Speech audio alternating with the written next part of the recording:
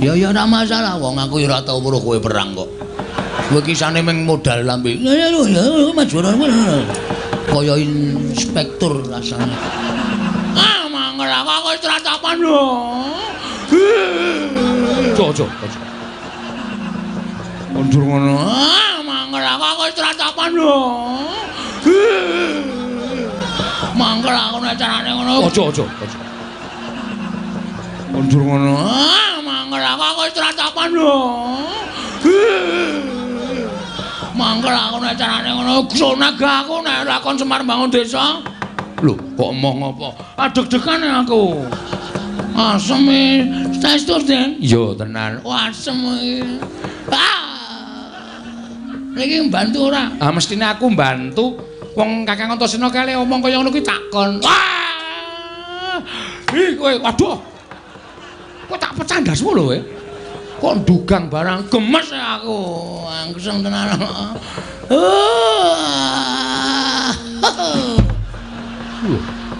Wong jengkelit barang ora. Saking senengku. Enggak gak metu njaba enggak. Sampeyan metu njaba metu njero. Ya yo nek ngono metu njaba karo aku. Oh, bulane do seneng metu njaba ora masalah. Wah tak cocoki ndase Bagong omongane. Kowe ngapa? Kowe iki nek ngene iki asosiasimu sing elek, pikiranmu sing jorok, goblok kowe. Ora iso mencerna kata-kata kowe. Oh, petok. Kowe jenes, aku sengit karo kowe kok kaya wong-wong kaya kowe pikirane elek kaya ngene. Delok limboke susune mencetot ngono ae. Kowe sing basa iki pikirane sing nonton. Biar kowe ra. Nek Siwa Semar Bangun Desa aku mbantu. Nek perkara liyane kon ngundurke Kurawa kuwi aku ora ana perkara ora pepundhenku Kurawa. Ya ora masalah wong aku ya ora tau weruh kowe perang kok. Kowe kisane mung modal lambe. Ya maju kaya inspektur.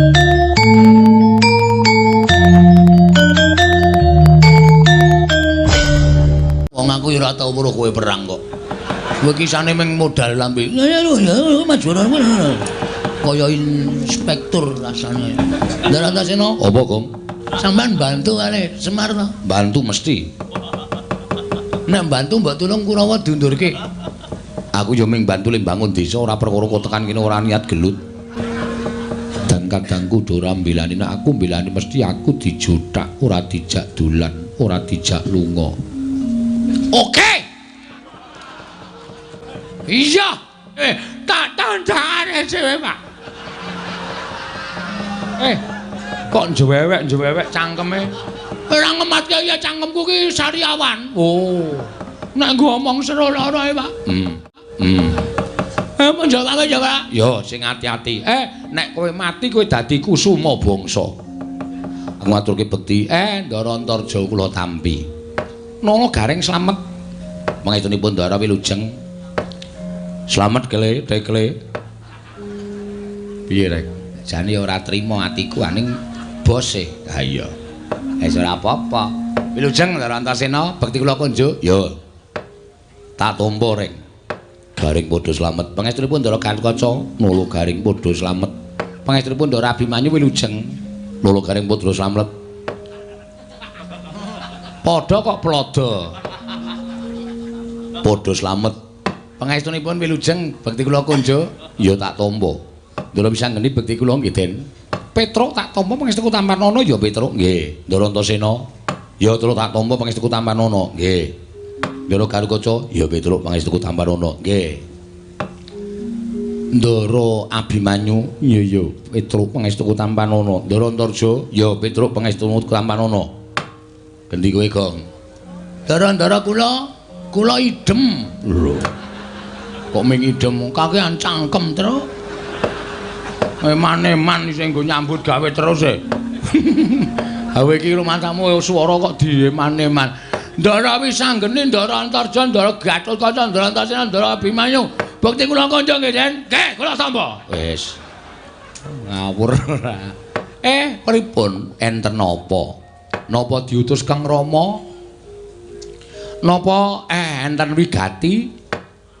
Siwa Semar? Aku mung bakal nyatakake impen sing tak lakoni wae. Sampeyan ngimpi napa? Lho, sampeyan ngimpi napa, Ndra? Sampeyan ngimpi napa, Ndra? Dek kapan den ngimpi? Mengko gek bareng kali kula. Kowe ngimpi apa? Isin ae, Ndra. Ngerti-ngerti ngelilir ya aku iki. Ora usah sok modo-modo ora. Ngimpi kok ora. Kakang Semar, mula aku nganti kadang-kadangku Kakang Antasena, Kakang Garwa, Kakang Antarja karo Kakang Abimanyu Prapta ning Karang Kadempel, sayekti mung bakal njumbuhake impen sing tak lakoni wae. Ha nggih, sampeyan iku ngimpi napa? Wong sing jenenge impen iku ora kudu kelakon lan ora kudu kababar. Dadi kasunyatan. Ora kanthi kanyono-nyono. Siwana Yantaka lenggah ana ing pendhapa padukuhan. Nanging gumebyar cahyane kaya mangku sanggiwang rembulan wae. Weh! Piye kowe? Semar mangku Dek Wulan. Us. Bagong nek ora krungu kupinge digebek sik kono. Apa piye maksude? Mangku sanggiwang rembulan. Wah, krunguku kok mangku Dek Wulan. Yang kowe. Wah. Langsung pemburu aku. Ah iya rembulan kok Dek Wulan ora. Monggo bareng tak caketi para putra kena dayaning sanggiwang rembulan wekasan salirane Kakang Antasena, Kakang Garwa, Kakang Antarja, Kakang Abimanyu melu mawa cahya. Siwa, iki werdine apa? Mula banjur tumune aku sowan ora ing Randu Gombala nglumpuhke kadang-kadangku pringgondani jangkar bumi lan Tanjung Anom ing wigati bakal tak irit sowan ngersaning Siwana Yantaka. Lan apa ta wigatine? Yen to pancen Siwana Yantaka kuwi duwe gegayuhan, yen to pancen Siwana Yantaka kuwi duwe kekarepan, anak-anak Pandhawa ora bakal mangku asta wisuh lumuh ngentasi perkara. Mesti aku bakal sak biantu karo Siwana Yantaka wae. Lah. Pancen bocah siji iki kena disebut wiji sejati ya iki, Petruk. Lah nggih. Monggo aku lagi rasan-rasan. Lah kok dadi wis padha priksa. Lho. Siwana Yantaka grenengan kaya ngono kuwi tegese Siwana Yantaka bakal duwe karep. Kula niku rak mung kepengin bangun desa. Kula niku mung kepengin bangun desa ning syarate miturut wangsit sing kula tampa kok rada abot. Monggo anak-anak kula kongkon do ora sagu. Lho, Nala Gareng Petruk Bagong ora gelem dikongkon, mboten purun. Anak model apa kuwi aku tak takon. Ing ngatasé dikongkon karo bapakne kok ora mangkat kuwi. Lah nek cara aku rasa anak-anak wae, pateni wae ngopo? Waduh. Modar iki, Tru. Ha wong aku ya urung muni ora sago kok Pak Ming aku ngandhake nek sikil kuwi barasa murat. Nyatane do duwe alasan dhewe-dhewe. Bapak arep kongkon aku nanti, Pak. Sendika dawuh, Pak. Lho. Ming aku sing sendika, ha ta, Pak? Ora. Oh, asem e. Nek kompak Semar karo aku kok plotroke kathoke aja gong. Ora kompak karo bapakne arep diplotroke kathoke. Taboki bokonge mangkel aku. Ceplek-ceplek ngono kae. Kurang ajar. Mula yen pancen syarate kuwi aku entuk dikeparengake ngerti, mengko aja anak-anakmu nyeng budal golek syarat, aku nyeng golek syarate supaya kaleksanan pambangunaning desa Siwana Yantaka. Lha niku ya gumun. Lah nek syarate kok dadak siji Sekar Wijaya Kesuma, loro Pustaka James Lima Sada, telu Pusaka Mandura, loro cacahe Kyai Nenggala, Kyai Arugara. Kakang Antasena, piye? Piye Kakang? Adidum, rasa kuwatir. Aku karo kowe ning Ndarawati. Mengko nek Siwa Kresna ora maringake, sapa iku aji are kabeh. Ora kasar kaya ngono kuwi. Lah Witena, mungsuhmu nek wani karo wong Ndarawati, Paman Setyaki lho. Aku ki ra wedi rumak cilik. Aku ki ra wedi, aku sapa-sapa ki ra wedi ya. Aku ora wedine karo wong sing sok nganggo training abang. Rungana, Tru. Tru, rungake. Wah, metrentreng juan ora. Piye, kowe lagi ngerti nek Ndara Antasena iki medine mung karo Suwanto. Gamanmu ya apa? Weh, untukku wis ra ono kabeh. Takmut. Mesti risi. Heeh. Kuwi mengko didum. Lah terus Sing ning Ngamarta kuwi dia pasrahke karo anak-anak sing ditresnani karo para pemuda Pandhawa. Sapa? Kakang Garuk karo Abimanyu. Oh, Kakang Garuk karo Kakang Abimanyu. Oh, iki rak anak emas. Wanggre sowan ning negara Ngamarta. Wo. Ngono. Pandhawa lilih kabeh. Weh lah cocok. Lah terus sing ning Mandura Kakang Antarja. Ora ana kancane, ben dikancani Bagong. Kula mboten iso niku. Lah ngopo? Nek awake rada meriang e. Gong, ming ning Mandura kok. Weh, Mandura iki gawat e. Baladewa e, Tru. Nek nganti kosowan mrono ajeng nyuwun ngambil Nenggala kali Alugara. Kepiye? Matane ra mrek. Nenggala disile dugang cangkemmu. Modar ora kowe. Kowe wae kana sing melu. Aku lu sikilku asam urat kok. Garang wae. Lho iki tangane tikle miprate kira sikile becik kon tekan Mendraya nalarmu piye to? Nganu mawon kula usul Ndara Antarja piyambak mawon. Nggih Den, kendel lho nika. Tenan luwane ndi dhewe wani nggih Den nggih. Ya saura-urane ana kanca, mongko kanca sing tak cocoki ming kowe Bagong. Waduh. Wis ngrekos iki wis. Ngerti aku ora melu wayangan acarane ngene iki. Ya ora melu wayangan ya ditakokke wong kowe iki termasuk favorit e. Hah? Termasuk favorit. Nggo ngilangi lumut. Kae kaporit. Favorit ngono lho. Ha iya. Wis rasa disilaki kudu saguh. Lah nek ngoten kula mung kari manut mawon, Ndara.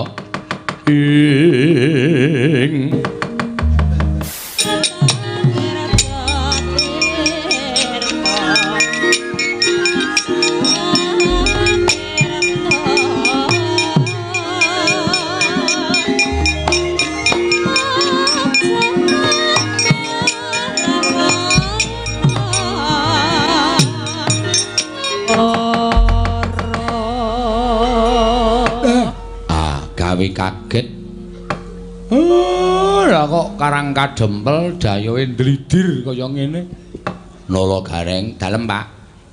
Sawise putra-putra Pandhawa iki kok kasepuhan sing rawuh. Lho, sapa iki? Sapa ya, Truk? Aku ora ketutupan bokonge Semar.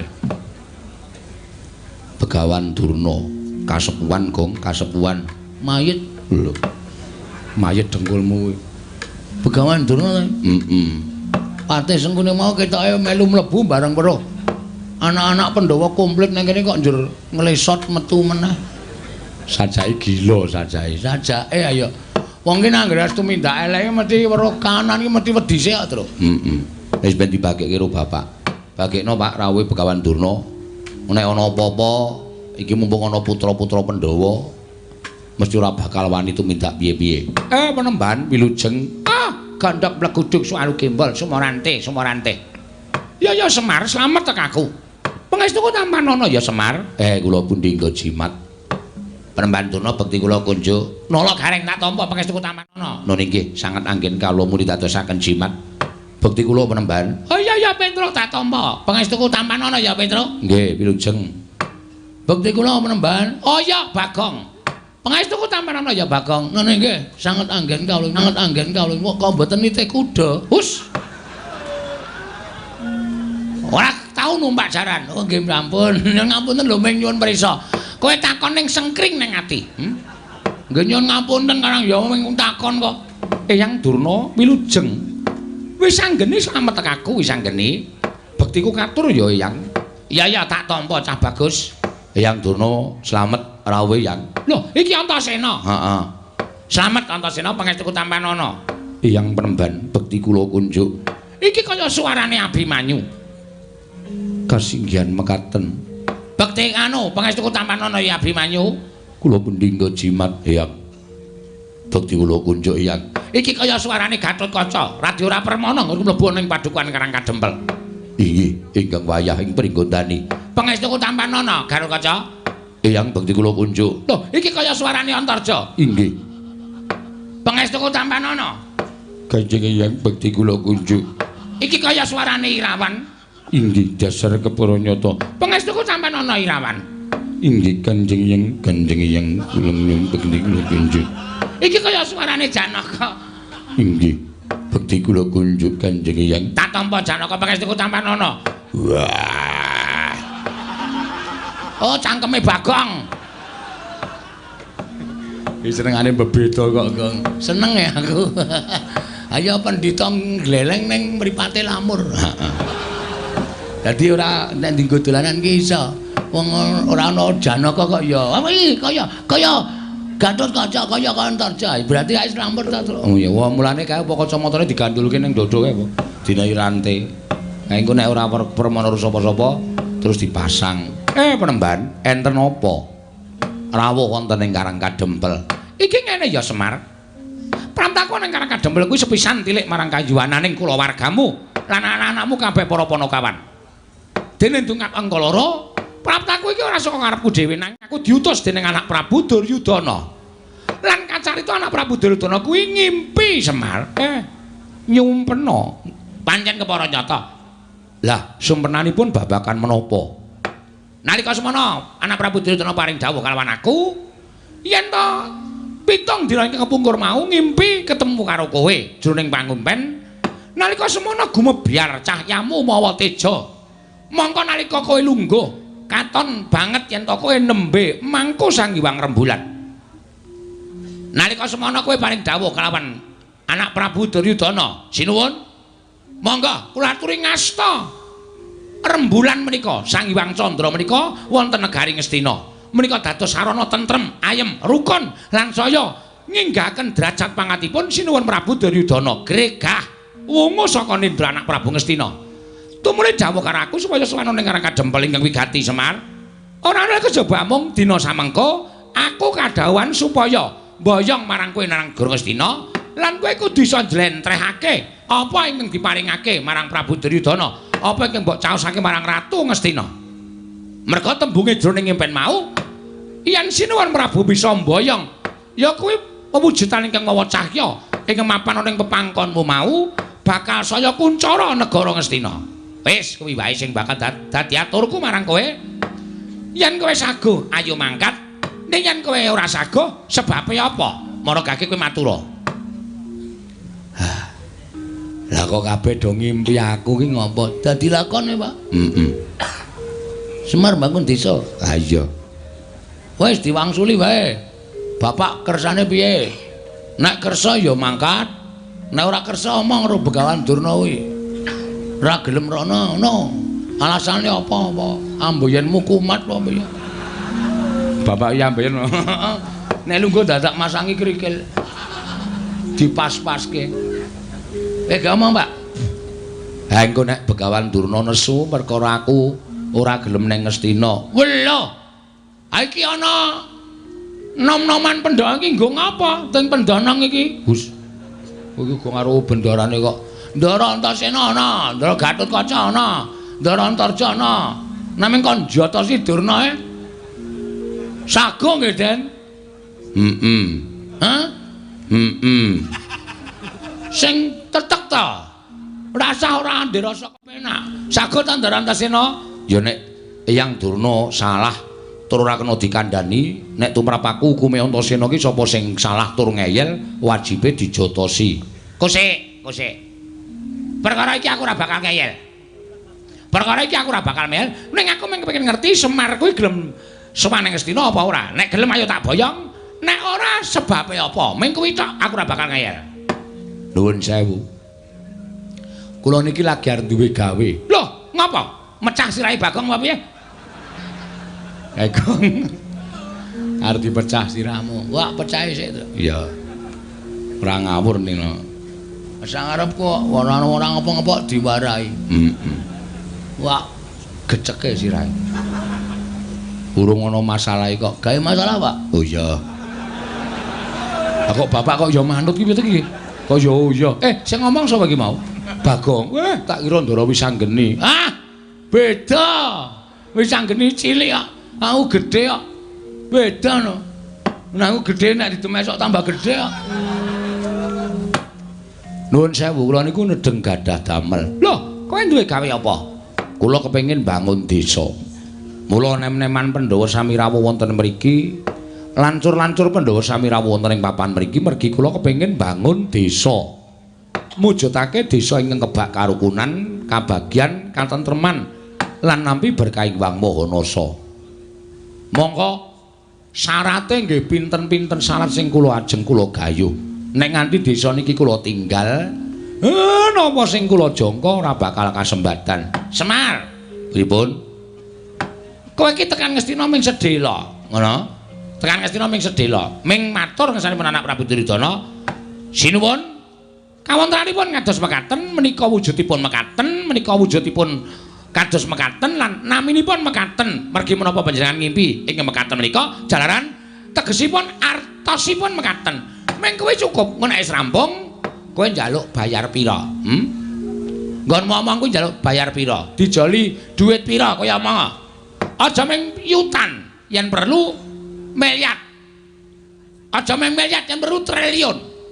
Kuwi kok bakal diparingi dening anak Prabu Duryudana. Nek kowe nampa dhuwit saka negara Ngastina, uripmu ora kaya ngene iki, iso nggo bangun pendopo, iso nggo bangun teras, kowe iso tuku kendaraan, manganmu sepentine ora ming sego jagung, ning beras raja lele, nek kurang enak ya raja kutuk. Kowe kok iso nglakon kabeh tak kandhani, iso nglakon kabeh, Paton. Kowe gelem tedhak ana negara Ngastina, kowe gelem sowan ana negara Ngastina. Nanging nek ora gelem sowan ana negara Ngastina, Semar, ora jeneng aku ngancam lho. Ora jeneng aku ngancam. Ning apa kelakon aku ngruda peksa karo kowe? Nuwun sewu. Napa sampean mboten menggalih? Enten riki kathah lancur-lancur Pandhawa sing saguh mbelani kalian Semar. Oh, kowe ngendelke bocah-bocah iki. Kowe ngendelke nom-noman iki. Kowe ora melek apa Semar? Iki meng putu-putuku, iki meng putu-putuku. Selagine bapak-bapakne wae do wedi karo aku, do gila karo Bagawan Durna. Lah kok aku mung tok gegiro karo putu-putuku dhewe, putu-putuku dhewe karo anak-anak Pandhawa. Apa mbak anggap nek aku wis ana anak Pandhawa iki aku wedi karo kowe? Oh, aku ora bakal gila karo kowe Semar. Nek kowe ora gelem, kowe tak rudha paripeksa Nayantaka.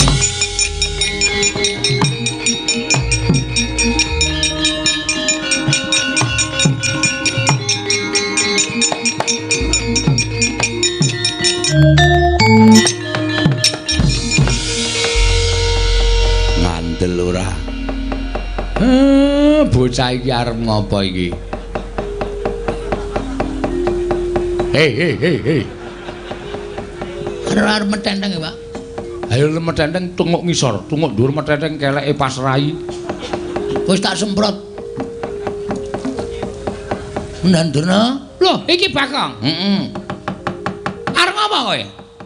Sampeyan wau ngendika pripun? Semar nek tekan negara Ngastina ajeng manggahi pinten miliar? Pinten triliun? Sampeyan tau wae Semar niku mata duwiten. Sampeyan tau ngerti lho Semar niku teng pundi-pundi njaluk bayar? Mboten. Semar niku ndongani sajan wae digawe dit ra gelem. Semar niku mimpin genduran wae disangoni ora gelem. Apike Semar teng mriki niki lho. Nek perkara negeske impen tok Semar terus njaluk duit miliar, duit triliun. Niku anggepe bapak kula niku mata duwiten apa piye? Heeh. Nek bapak kula niku duweni penemu, duweni jati diri ora gelem rawuh teng negara Ngastina, niku sebabe bapak niku duwe gegayuhan. Inggih menika mbangun desa. Monggo syarate angel, syarate kudu digayuh. Nek bapak ninggalke desane teng negara Ngastina tegese bapak niku mementingkan diri sendiri tapi tidak mau tahu tentang keadaan orang banyak. Wah. Edian Bagong kata-katane apik. Meneng sik Antasena. Wah. Wak totok ndasmu lho kowe. Weh, lali aku tak kira kowe bolone Durna. Ana mburine Durna e. Nun ngapunten niki lagi serius sampun dikisro omongan kula. Lho, terus sampean kok dadi nek pancen kowe ora gelem tak boyo marang negara Ngastina, kowe tak rudha paripeksa. Bapak ngendika, napa sampean mboten wedi niki enten lancur-lancur Pandhawa. Anak-anak Pandhawa. Selagine bapakne anak-anak Pandhawa wedi karo aku, apa meneh bayi-bayi, putu-putuku, anak-anak Pandhawa. Aku ora wedi. Nun sewu lho, mulutmu harimaumu. Kowe nek omong nganggo dipikir, ngoten. Nek ngendika nganggo dipikir aja waton ngendika sak penake dhewe. Nek sampean ngendika sak penake dhewe, ngrekoso urip sampean teng Karang Kadempel. Terus kowe arep ngapa? Kula mewakili bapak mboten ajeng tindak teng negara Astina. Lho, piye?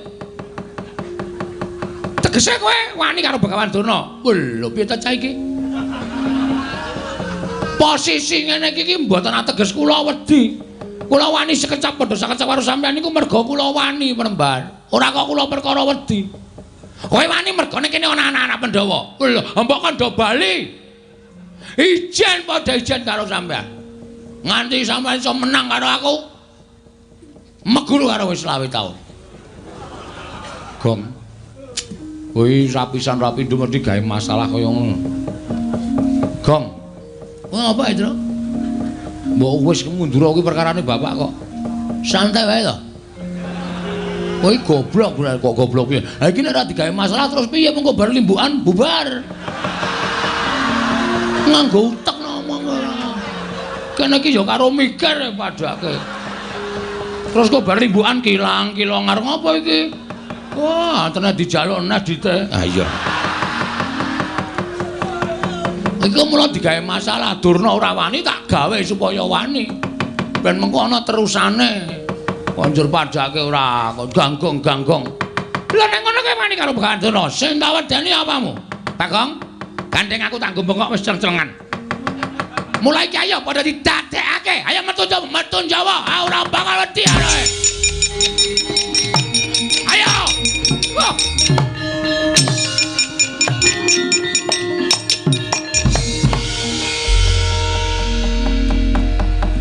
Ana tetembungan jagung bakarane. Endi? Lho kok endi piye?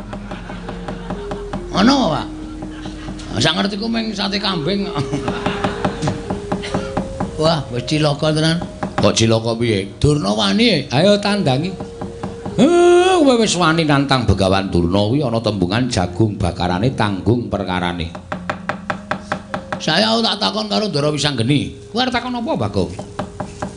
Sampeyan mau rawuh mriki nak pun sendika mbelani bapak to? Mbantu karo bapakmu ora mbelani. Ha saiki nek pancen bantu niku sampeyan kudu sago ngundurke Kurawa. Sik. Aku mbantu le mbangun lho, ora ana mbantu perkara liyane. Biar ora.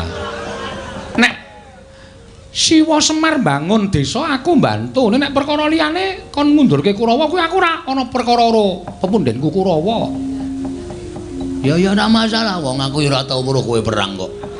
Kowe kisane mung modal lambe. Ya majuran kaya inspektur rasane. Darantasena apa, Gong? Sampeyan bantu kali Semar to? Bantu mesti. Nek bantu mbok tulung Kurawa diundurke. Aku ya mung bantu le bangun desa ora perkara kok tekan kene ora niat gelut. Aku sirku ndelok jagat iki supaya tentrem, ayem ora ana regejegan. Ha terus fungsine kula nantang Durna niku mau. Lho, sing nantang sapa? Kula. Kok sing temandang aku. Nek wani nantang wani nandangi. Ya, iya ora masalah. Oke.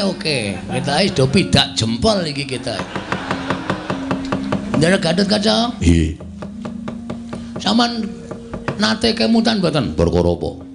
Biyen jaman sampean dijedi teng Kawah Candra Dimuka? Iya. Niku asline sing ngentutke meng kula. Petruk ora wani tekan kawah, Gareng ora wani tekan kawah. Napa meneh Semar nek kena panas leleh. Sing tekan pinggiring kawah ngenteni Ndara Garukaca jedul saka kawah niku mung kula. Apa mbiyen aku akon? Nggih mboten. Ora kewajibanmu to? Nggih. Ah terus kula tak takon, kewajiban sampean napa? Aku dadi satriyaning praja. Satriyaning praja kewajibane ngayomi para kawula negara Ngamarta. Karang Kadempel niku ke bawah keperintah negari pundi? Ngamarta. Karang Kadempel ajeng diserang para Kurawa. Sampeyan pripun sebagai satriya? Mestine aku ngayomi. Mestine kudu ngoten. Ya. Kurawa kudu mundur tekan negara Astina. Ya. Dadi kewajibane sapa? Sing ning Karang Kadempel sapa? Kula kali Bapak kali Petruk kali Gareng. Terus nek kowe masrahke perkara kabeh marang Garukaca, apa rampung perkara negara? Aku ngrampungi perkara negara Ngamarta durung rampung-rampung babahi perkara Karang Kadempel. Sing gedhe pangapuramu rampung ana dhewe. Duar. Dongaku kabul. Kowe ndonga apa, Truk? Asem e. Ndaran Tarja? Nggih. Sampeyan nggih mboten purung nabu iku lho. Ora terus terang bae ora. Wah, iki kok bloko banget to iki. Iya, Bagong, awakku kesel tenan, Bagong. Nggih, Pak. Ndara Abimanyu sayangku cintaku. Ndara Abimanyu. Apa, Bagong? Sampeyan tresno kali kula to? Tresno. Mbok kula dibantu. Bantu apa? Sak gedhagan iki aku mung iso bantu 150, Bab.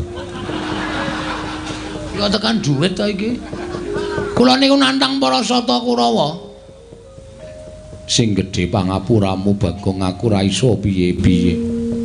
Kadang-kadang kudu ora mbelani, nek aku mbelani mesti aku dijothak, ora dijak dolan, ora dijak lunga.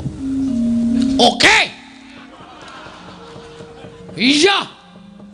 Dhewe kaya ngono ya. Bengi iki ora ana sing mbantu karo Bagong. Pak. Gandeng aku wis kadung nantang Durna. Isen aku mundur, Pak. Terus Aku njaluk pamit ya, Pak. Arep nendi? Methuke Kurawa, alakonane dhewe, wak ladenane dhewe, tak tandhane dhewe, Pak. kok njewewek cangkeme? Ora ngematke ya cangkemku ki sariawan. Oh. Nek ngomong sero lara Pak. Menjawab pamit ya, Pak. Yo sing ati-ati. Nek kowe mati kowe dadi kusuma bangsa. Matimu bakal dipendhem ning taman makam pahlawan. Anjuk bathine apa? Mati wis ra iso urip meneh kok. Ya Pak, nyun pamit ya. Yo sing ati-ati. Petro, kowe tega tenan karo aku? Aku lagi males, Gong. Lakonono dhewe. Nah aku mati lho, Tru. Ya mati awakmu dhewe kok aku bingung. Aku senengane glelekmu ora jamak-jamak. Nek ketanggur kene iki men tok rasake dhewe. Reng, Apa?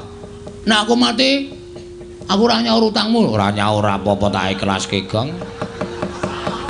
Edan. Aku ngimpi apa to ya bengi iki? Oh dadi kaya ngene kane, Pak. Nyun pamit. Begawan Durna Kurawa iki Raden Minajingga. Ingkang sagung ngenjarat karo Esa Kurawa menyang dhewe.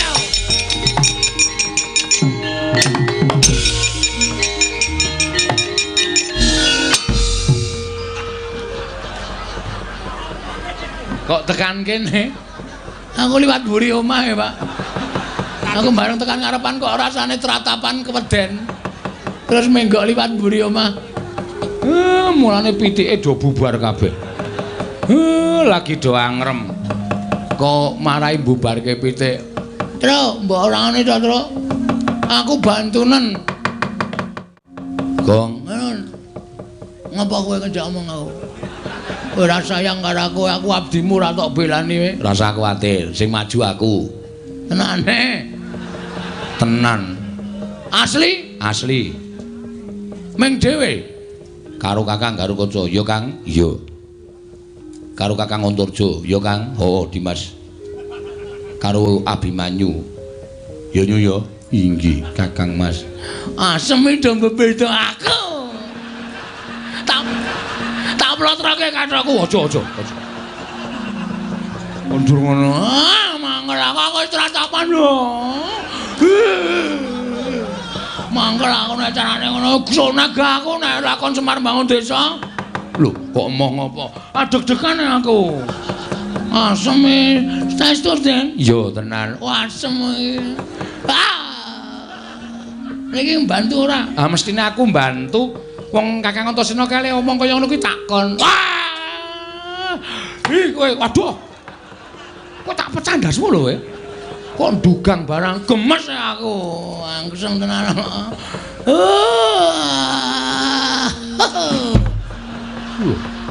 Kok jengkelit barang ora.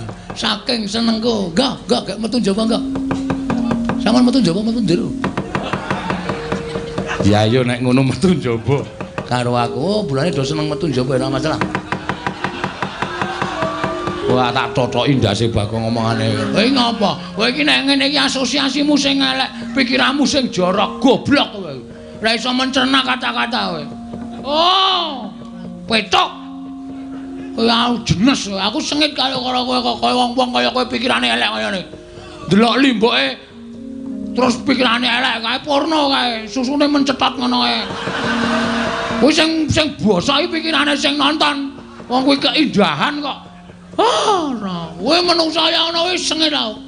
Nggih, Jan nggih? Iya. Kamu tuh gak? Iya. Ndara Bimanyu? Iya, Bagong aja kuwatir tak belani. Ndara Kaca? Iya, Bagong aja kuwatir tak belani. Ndara Antarja? Iya, Bagong aja kuwatir tak belani. Ndara Wisanggeni? Iya, wis ayo mangkat dina iki. Kakang Antasena, Kakang Garwaca, Kakang Antarja mesake Bagong. Ayo padha dibantu. Nek kira-kira mengko kalah karo Kurawa, ya wis ben ditandangi Bagong. Iki omong apa meneh? Macem-macem ora ya nganti rampung. Iya, nganti rampung ya.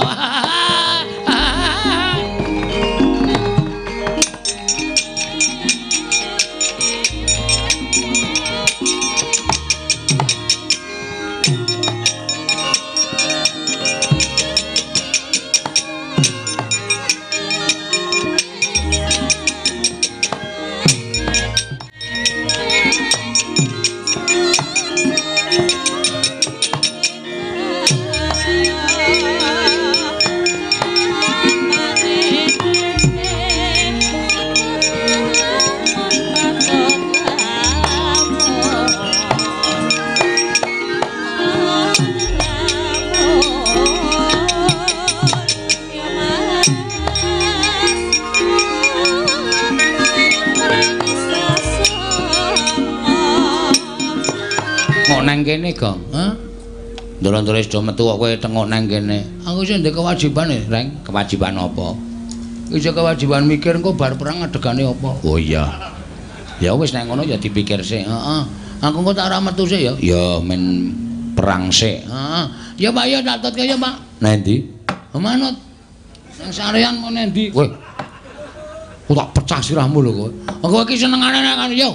Masuk ke dalam simbok wis olah-olah. Iya, iya.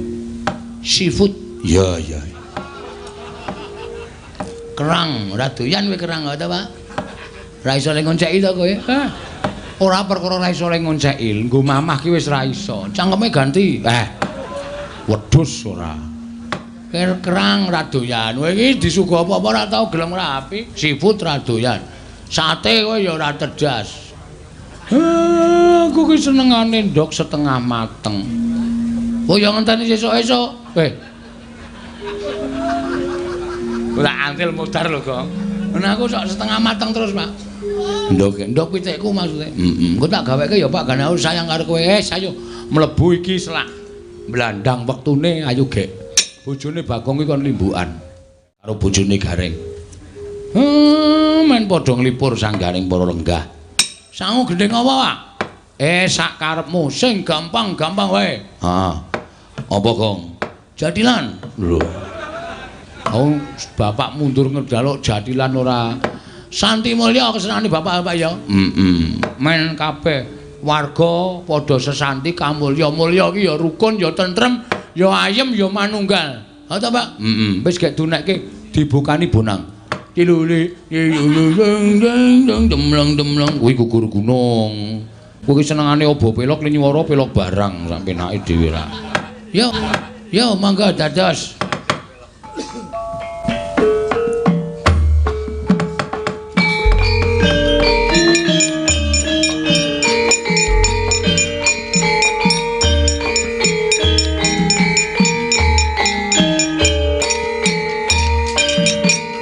Thank you.